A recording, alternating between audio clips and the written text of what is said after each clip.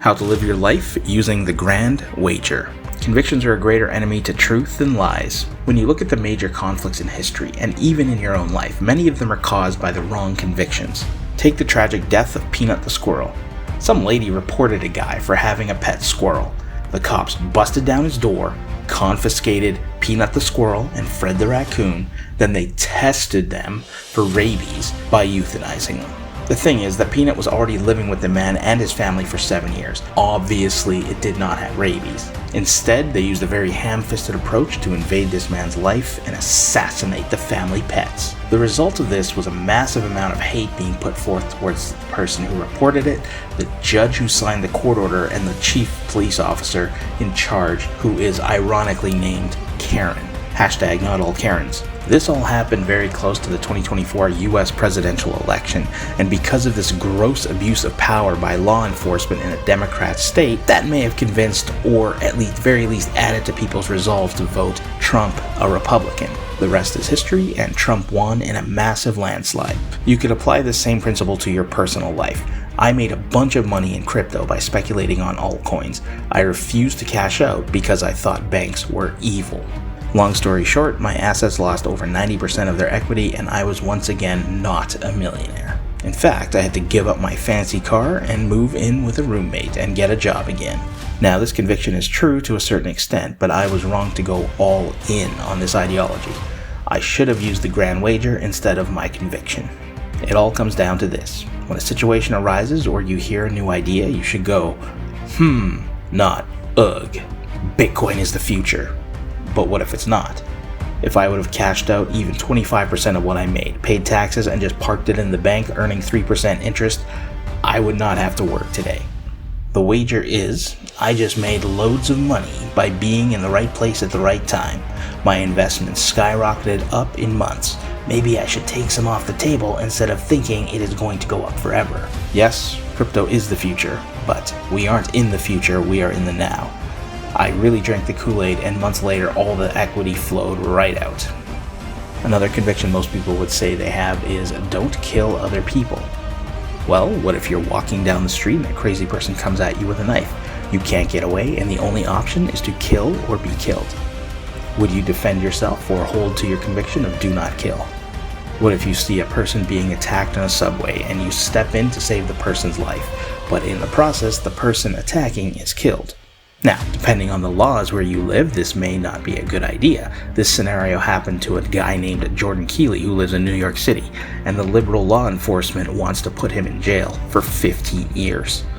Things aren't always black and white, and sometimes you have to make the hard choice and hope for the best.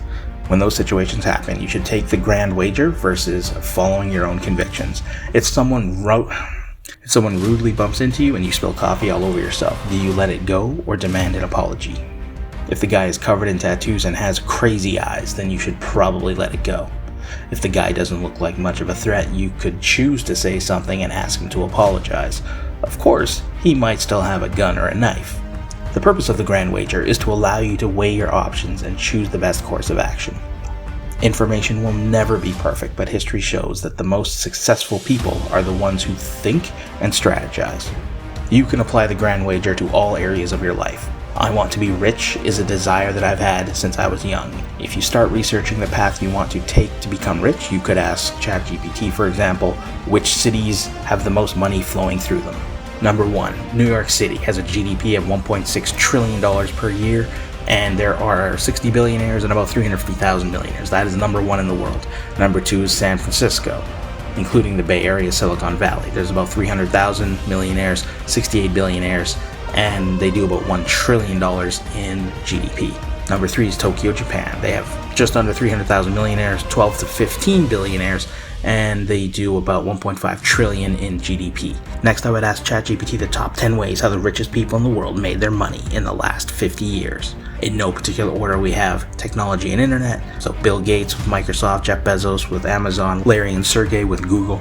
Luxury goods and fashion. Bernard Arnault gained a controlling share in Louis Vuitton in 1989. Under his leadership, it became the largest luxury goods conglomerate. I think he has a personal net worth of like 180 billion. The next category would be real estate and development. Donald Trump, for example, built buildings and resorts most of his life to become a billionaire. Media and entertainment. Rupert Murdoch owns Fox Corp, which controls many media outlets. This is all very macro stuff. This is where you start. But to apply it to your life, you need to go far more micro than this. Me personally, I'm going the media route, creating content that adds value to people's lives while at the same time earning money through affiliate products and advertising. More and more people are flooding into the internet every day, and they are hungry for content and information. AI is also an emerging trend that is going to skyrocket in growth in the coming years. If you want to master AI and content creation, you should click the link in the description to check out how to do that. The cost benefit of starting a media company in 2024 is almost nothing.